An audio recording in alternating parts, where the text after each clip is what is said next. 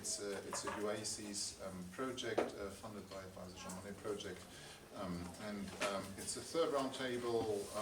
Yesterday there's been one chaired by Tom Hestrup and one by Maxime David, and today is my pleasure to take the third one.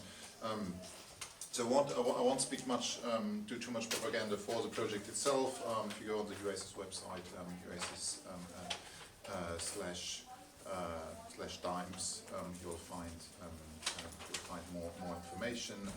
We have different events that we've organized throughout the last 3 years. We have a special issue that is currently in the making.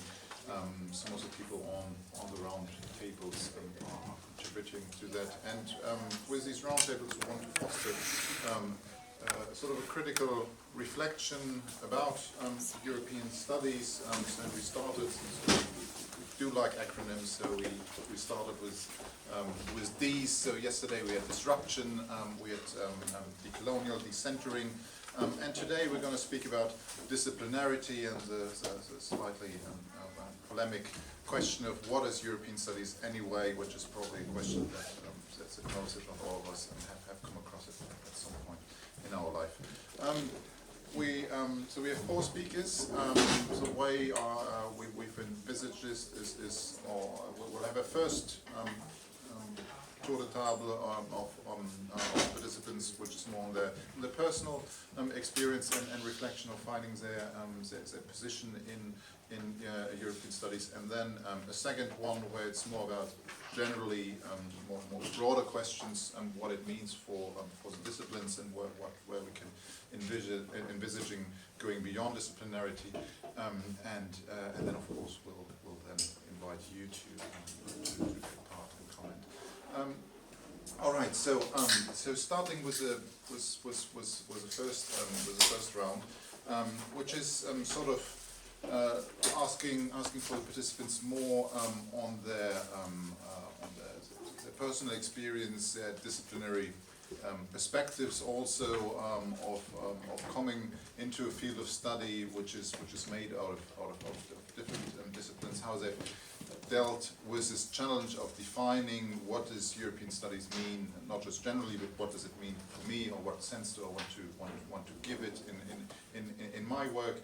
So we've Jan Orby from Ghent University, with Jamal Shaheen from the VUB, Free University of Brussels, and University of Amsterdam. With Dina Sebastão, University of Coimbra, and Anna Marina Ban from Copenhagen University. So a stellar panel, as you can see.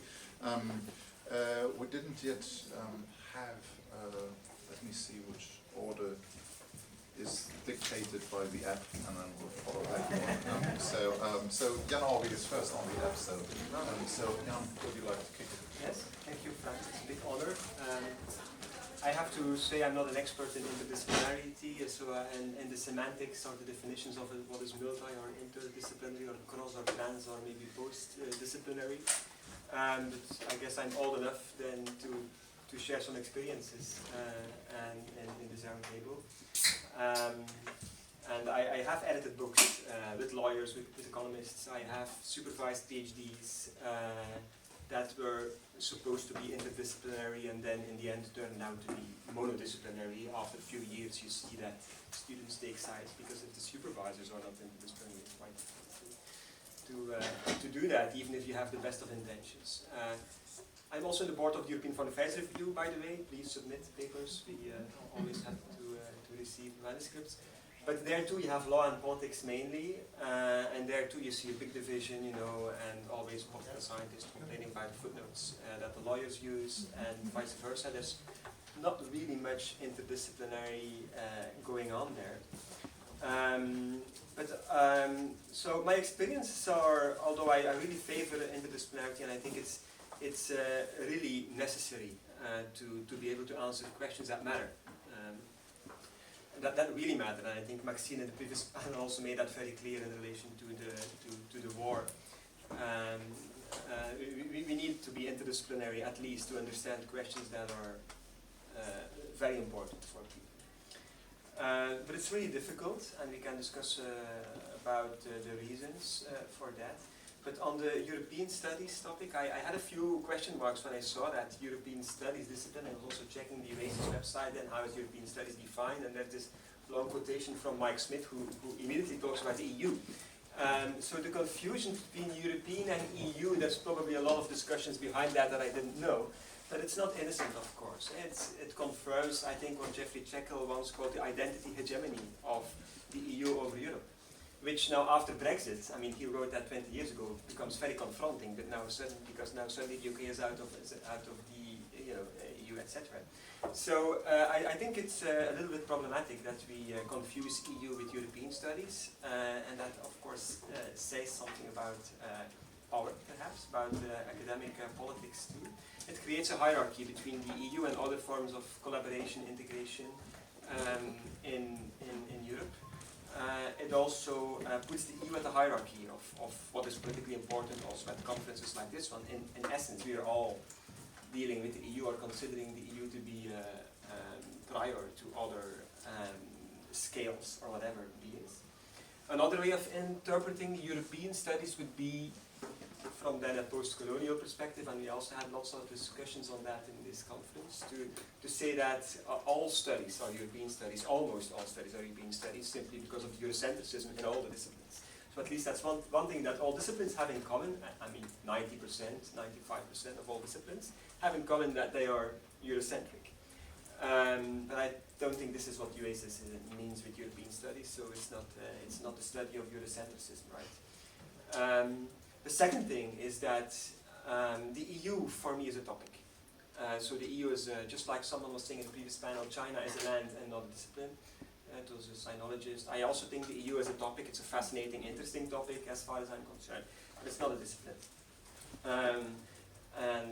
In the end, of course, what is a discipline? It's a social construction. So what is a discipline and what is not considered to be a discipline? It's a game of putting boundaries and defining who you are, who the other is. It's a game of othering. It's a game of hegemony and counter-hegemony, right? So that's how I would see it.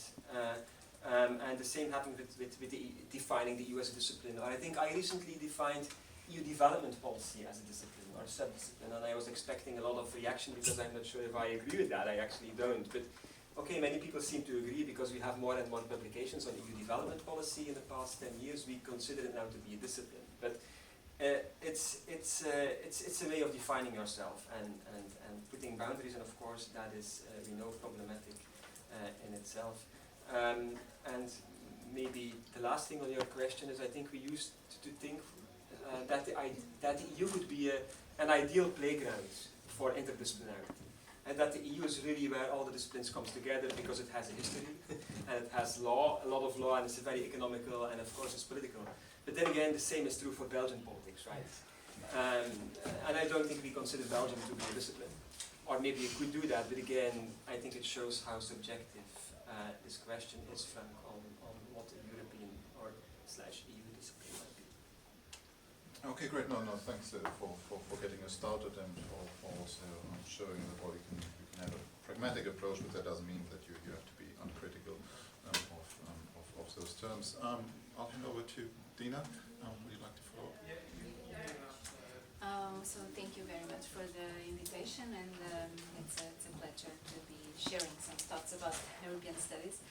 I hold a PhD in European Studies from the University of Coimbra, Portugal, and I will talk a bit of my experience.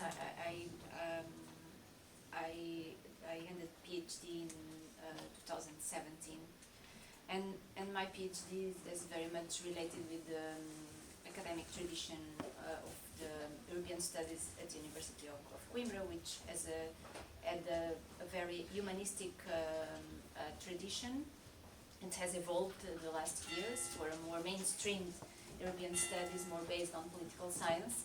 Because at the time when I started, history and and culture were very much the focus, the disciplinary focus of the curricular program of European Studies. My PhD was dealt with Iberian social democratic parties regarding European integration, and it tried to gather political science as the main discipline with history and political economy. History because in the research rationale, we thought that it was fundamental in studying the preferences of parties regarding European integration to frame the context, frame parties in the context, and not following completely the Anglo-Saxon tradition of parties research, which is more quantitative and very empirically based, and political economy because the Euro economic policy was central in understanding the Social Democratic Party's positions. So what I want to say with this is that when I started the PhD and when I ended the PhD, my focus was interdisciplinary in fact, but then as I pursued the academic career and as I entered the institutionalized European studies, I started to go more disciplinary focused than interdisciplinary, because when I say the institutionalized European studies, I mean more the EU studies, because of course European studies is not EU studies, it's a part of the European studies. And so I wanted to be more specialized in the EU studies, but I think the EU studies should follow the interdisciplinary scope that the European studies should have more. But as soon as I started to try to make a career, to publish in indexed journals and so on, I understood that the corporate rules for European studies are not so much interdisciplinary.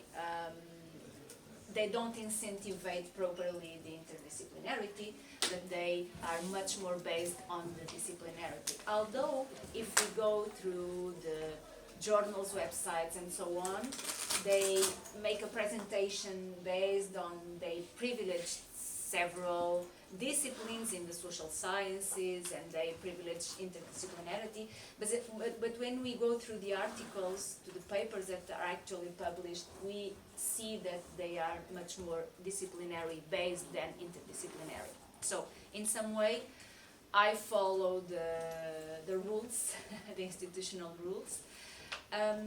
But what I've been trying to do is not to give up of this ideal of interdisciplinarity and try at least to conjugate political science with political economy, with the research I've been doing more recently.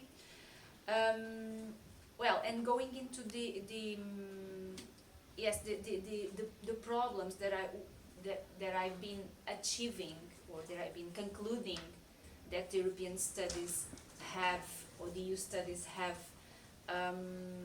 is this kind of, not the Eurocentrism is very much debated. I think the Eurocentrism is a true, in the sense that, okay, the most part of scholars are from Europe or Western part of the world, or also the journals are also in Europe or American based. But I think there are other centrisms that there are also limiting the evolution of EU studies, like the disciplinary centrisms. Okay, so we talk about law, history, or sociology that has to have a place in European studies, but of course political science is the core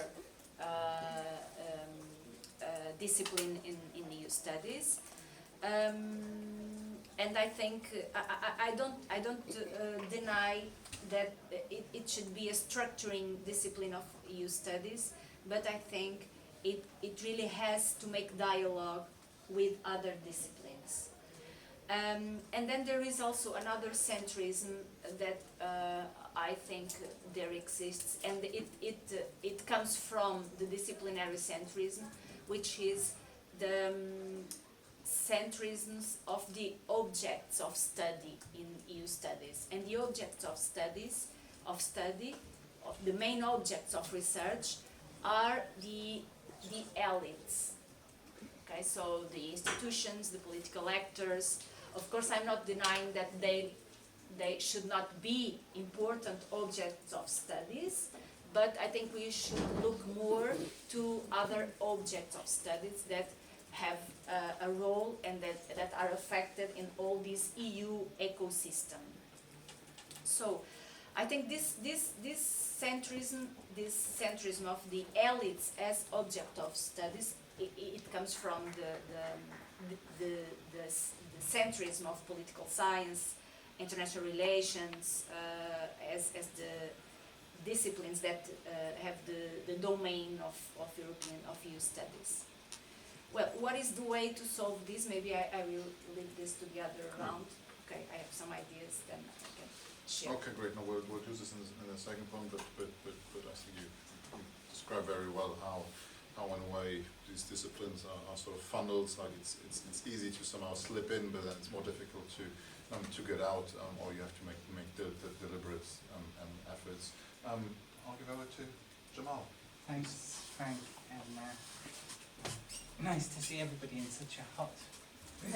And I'm going to start with what I thought was very funny when I heard it as a joke, and so you're obliged to laugh at a certain moment. It can be 5 minutes later. But did you hear the joke that?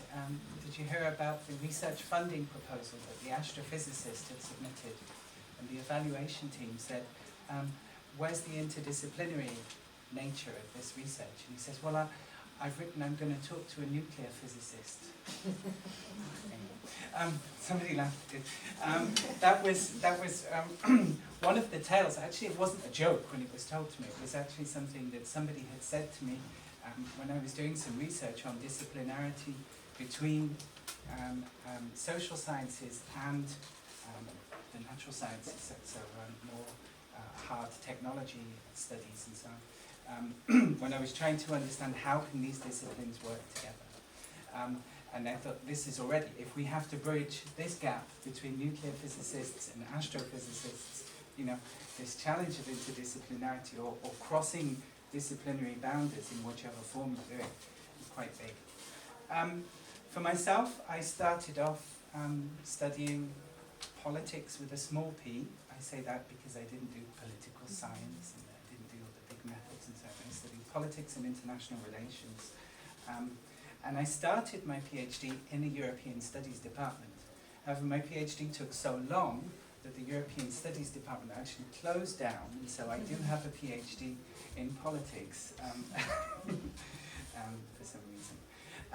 After that, my research at that time had been trying to understand international relations, which was my background, but using the European Union as this kind of unique example. I saw the EU as an example of regional integration, looking at this N of 1 in this case, and trying to see whether, you know, this kind of transnational cooperation would actually be something that would be replicated beyond or not. That was very much trying to link our understanding of digital technologies to EU policies. That's where my background is in.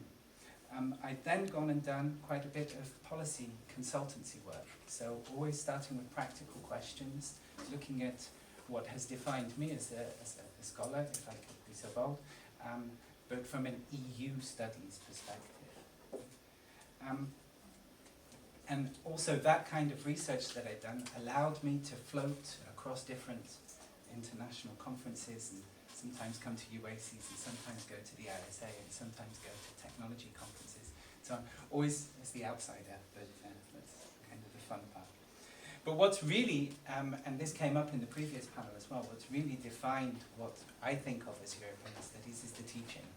And that's really been, you know, my teaching experiences both at the VUB, where it's EU studies from a very program is designed as a very kind of positivist standard, you know, this is the EU, let's tell everybody what the EU is, to looking also from the University of Amsterdam, where European studies sits in a very much more cultural, linguistic, historical context.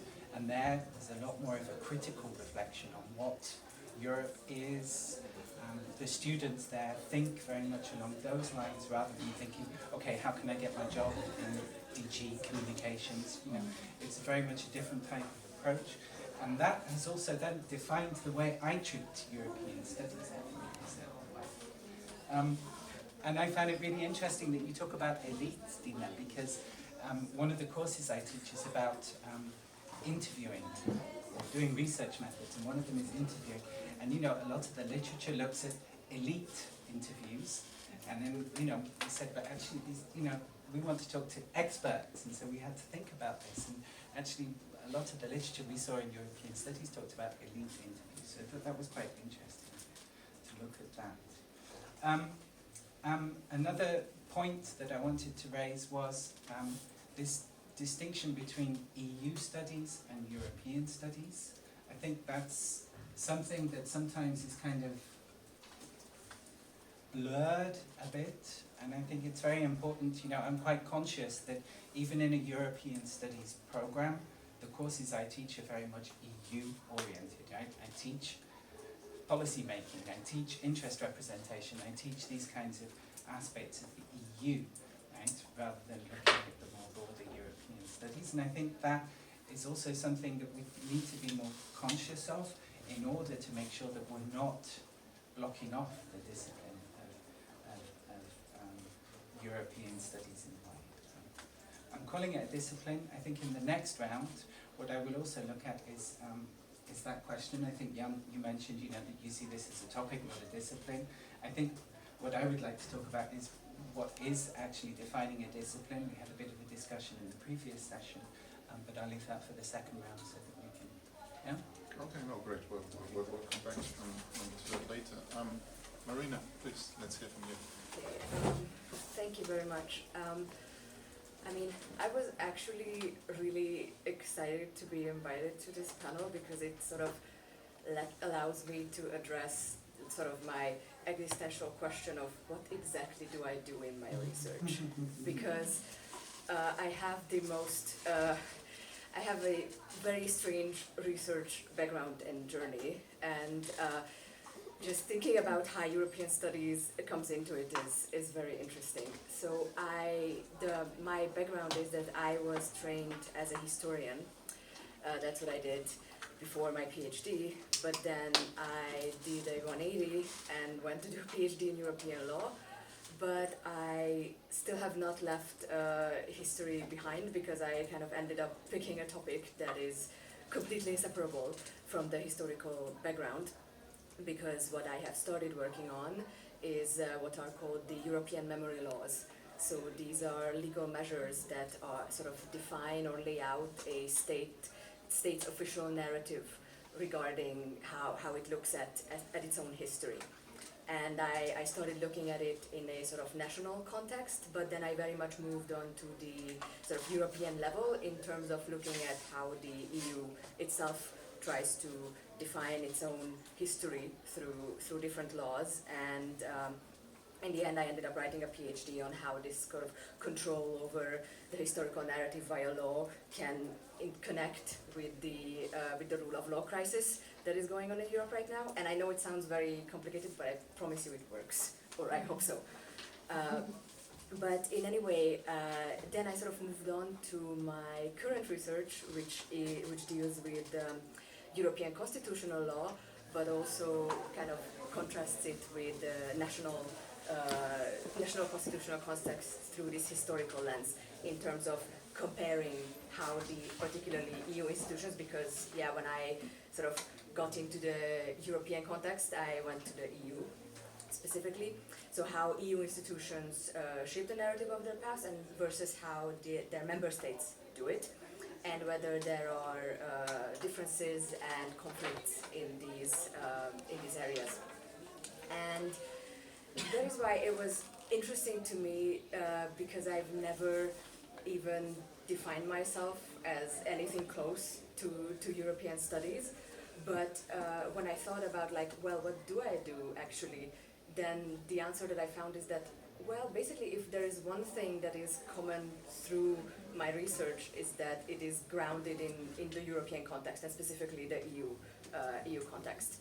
Because otherwise, my research is quite interdisciplinary and sort of difficult to categorize, because I work with laws as sources, but the main problems that come up to me are historical, and then my lens that I look through is more based on sociology and politics, because I want to see behind the laws and how they develop and what makes them the way they are. And that is why, as I said, the only thing that remains, well, then it's all European. So, I mean, if I would join my fellow panelists in thinking that, like, well, at least European studies allows us to bring together all of these different, at least methodological tools in the case of my research, then that gives me the opportunity to define myself somehow, other than saying, well, I'm a lawyer, but, or I'm a historian, but, and then maybe European studies is that umbrella.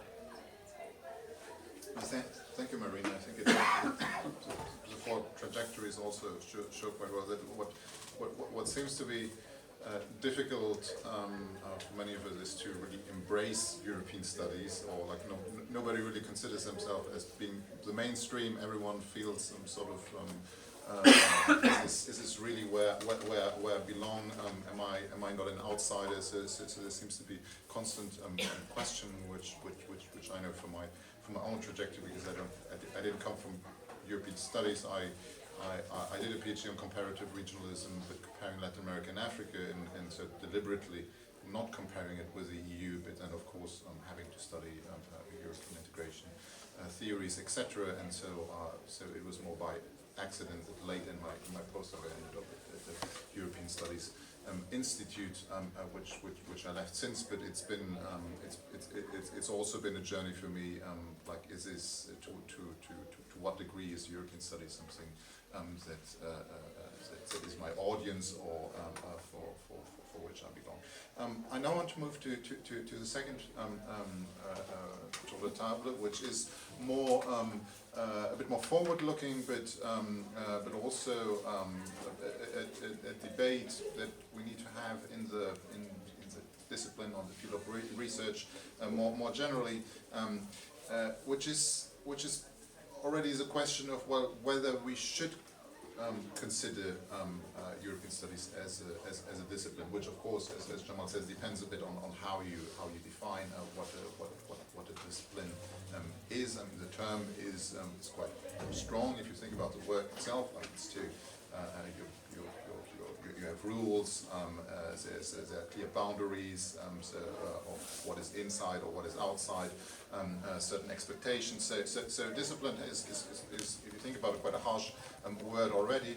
But there are of course different possibilities to be exploited, whether we, as Jan said, whether we call them multi or interdisciplinary, transdisciplinary. So there's a different nuances, approaches, and how we can actually work to. So I've asked the panelists to maybe identify some concrete areas where they potentially see a good opportunity to really transform the way we study social realities in a way whether we study the EU at large or Europe or Europe as a broader region. So where could be an area where the panelists see some opportunity to really to sort of exploit this approach and put it into practice. So let's go in the same order. Jamal? No, it was Jan. Sorry. Big question, of course, and my contribution can only be modest, but I just heard Jamal saying we start from practical questions, and I think I would say something similar. This is to start from questions that really matter and that impact people. Deeper questions, maybe also more philosophical questions on what is democracy, what is good life, and what is it again that really matters. And if you start from that kind of questions, we need to be interdisciplinary.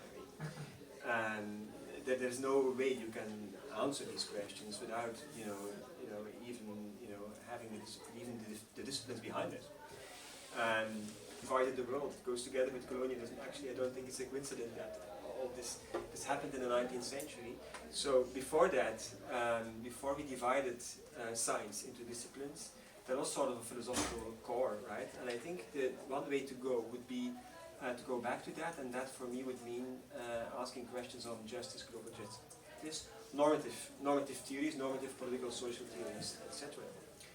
For me, that means I would have to unlearn and learn a lot. So I don't think it's very easy, but I think it's a more fruitful approach than bringing people together from different disciplines and then talking and giving comments and then having a dinner at the end of the day, which in my view bears only, unfortunately, quite limited results. Because we are, in the end, we are all locked into, I feel as a political science, maybe small or big P, I feel very much locked into my discipline, actually. And again, when something like this war comes up, indeed, we are confronted with another thing that we could not see coming, that we could not really predict. There are a lot of questions asked by fellow scientists or by my children that I cannot answer. Because I'm locked into the boundaries of my discipline. And what are these boundaries? I've started to realize that political scientists are mostly obsessed with power, right? This is why I tend to say we are psychopaths, because we're just interested in power. And in different dimensions and very sophisticated stories about power, but in the end it's about power, about who has power, who hasn't, and we don't ask the question whether power is, what should be done with that? What is power for, what is it good for or not, etc. We have a lot of implicit assumptions on that. I was reading this summer, because of my syllabus, a lot of principal-agent literature. There's a lot of that in political science, also in new studies, in IR too, a lot of principal agents. So they have a lot of implicit assumptions about democracy, but they don't make it explicit, and they even don't want to make it explicit because they want to do this neutral power question. And that's what many of us political scientists do. We are interested in power, we are intrigued in power, but we don't ask deeper questions about what is it for, what to do with it, what is fair, what is not. And also lawyers and economists and geographers, whatever, if we bring them all together, they will also not really be able to. But within each discipline, you have these, and maybe that would be my final note, within each discipline you have this minority of very critical voices, right? You have this minority of maybe slightly marginalized scholars. And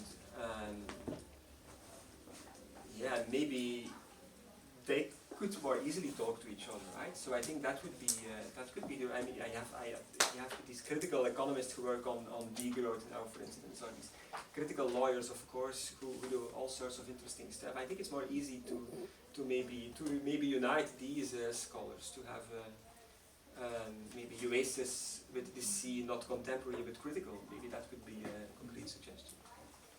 Well, that is indeed a very critical view of seeing things and taking those bigger normative questions and seeing what, especially if there's, if maybe European studies is still moldable or more easily moldable than other disciplines in field of research, to take advantage of this. Dina, please. Well, what I'm going to say is that it's very much in agreement with Jan, so I try to add something new. Going to the thinking the European studies or the EU studies as a discipline, I don't think that it can be a discipline at all, because, well, discipline is a conjunction of axioms, of presumptions, of knowledge that structure our way to acquire, to achieve understanding of reality and to form new knowledge. And so I don't think at all that the EU studies can be a discipline. So the EU studies, it's the reality that we want to understand. So, considering this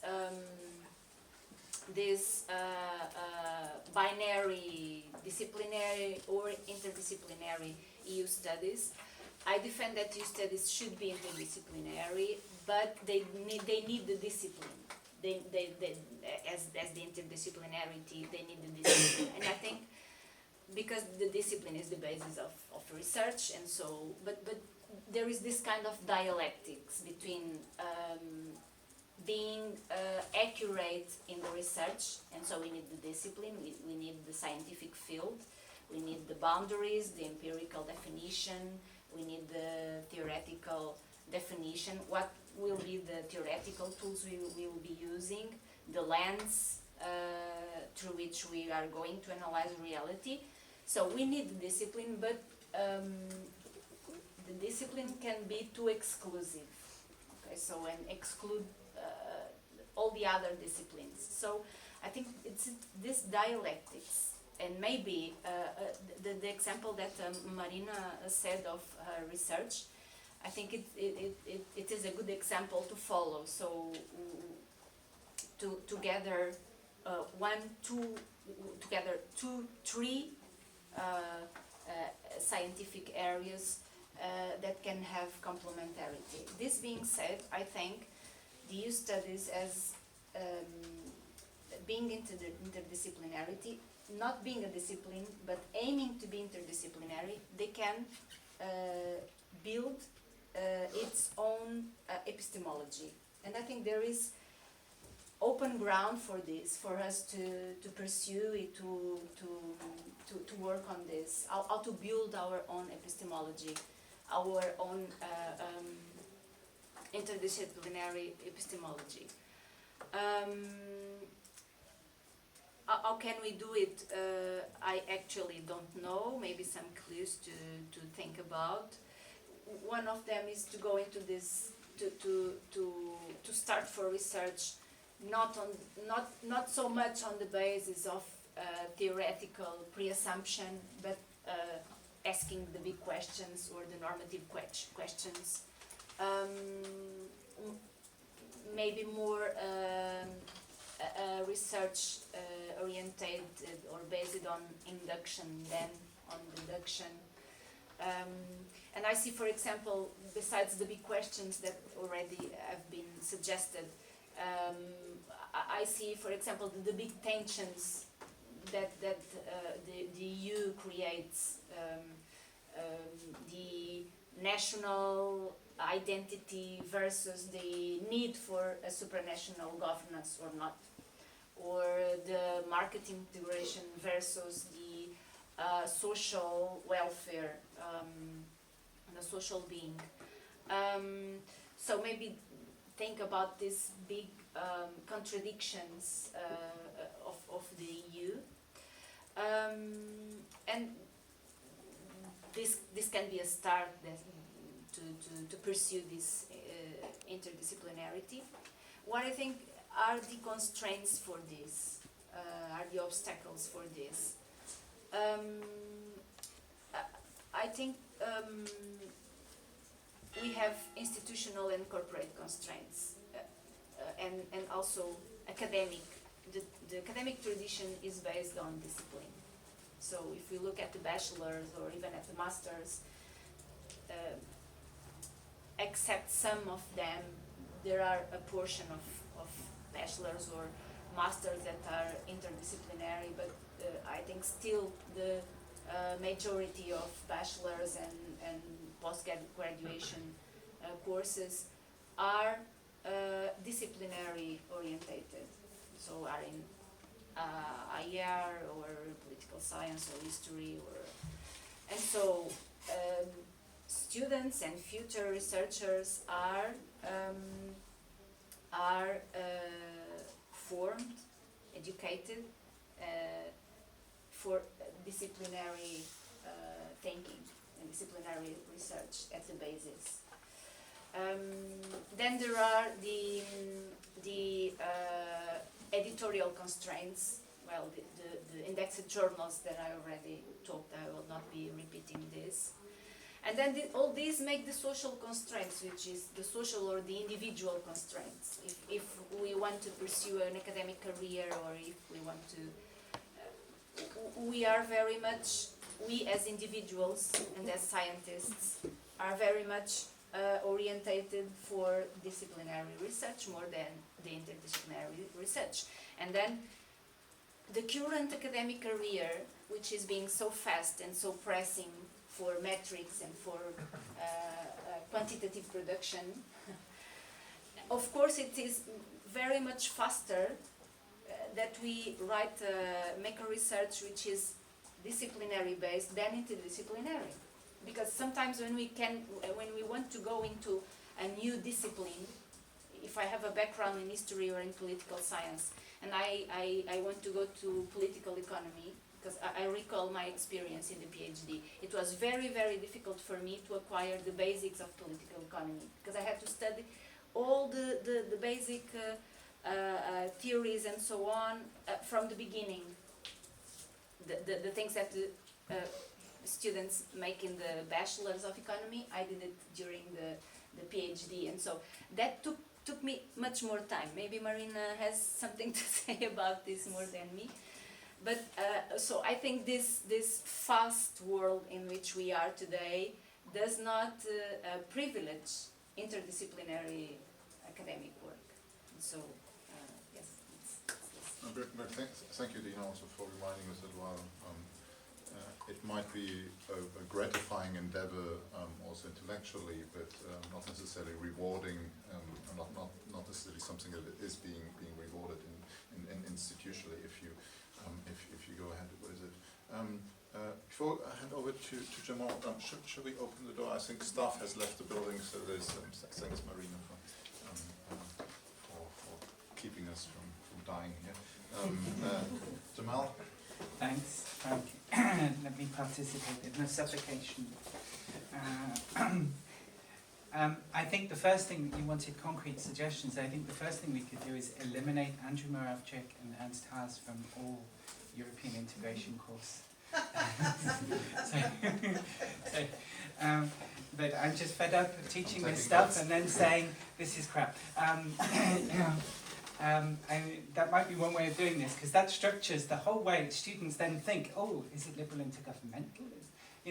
No, we taught you that because we have to teach you that, because apparently that's what everybody has to learn. But after week 2, you can, that would be the first thing. But the second thing, and the thing I'd prepared to write about, to speak about, was more about this idea of actually going back to the question, what defines a discipline? And if is it a journal? Do you then, if you have a journal of European studies, are you a discipline?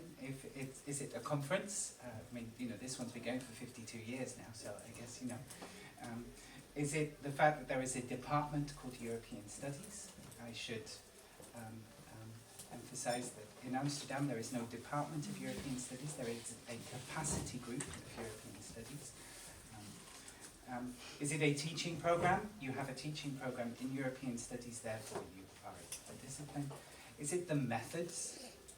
Many people say that they are political scientists because they have specific method.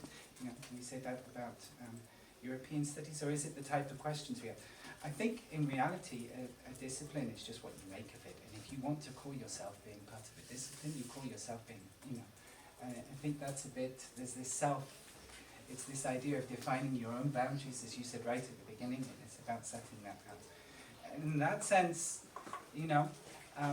people who look at climate governance, are they climate scientists or are they governance specialists? They're developing a discipline, and I think these things evolve. It's a continuous moving game. Unfortunately, universities don't move as fast as the researchers that work in them. And so things administratively go a lot slower.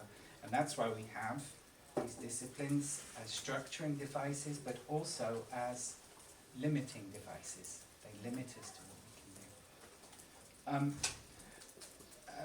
How can you cross these boundaries? Well, apart from eliminating certain scholars from the face of our literature lists, I think what you can do is you also have this type, and there's quite a literature written about these people called bridge scientists. These are generally either people who are close to retirement, who have got their citation index to be high enough that they don't care, they've got tenure, and they actually want to do something different. Or it's people who really start from this idea, I'm not in this for the disciplinary praise, I'm in this to actually solve wicked problems. Right? And these bridge scientists are the ones that actually talk to different communities. Right? So they're not actually saying, we need to create a new discipline. But they're saying, I'm the gate, not gatekeeper, I'm the bridge between different disciplines. I'm the person that will actually enable these two teams to talk together. Right? And I think that's a really